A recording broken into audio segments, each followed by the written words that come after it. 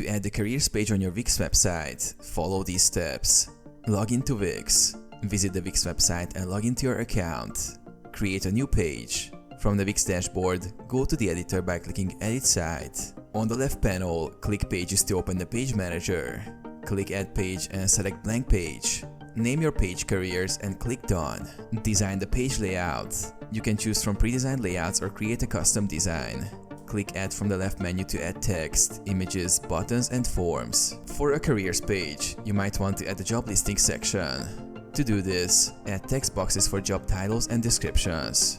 If you want to make it interactive, add buttons for each job opening that links to a detailed application form or an email for inquiries. Add a job application form.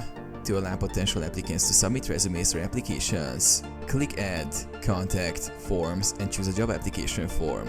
Customize the form with fields like name, email, resume upload, and a message section. Publish the page. Once you've finished, click Publish to make your careers page live on your website.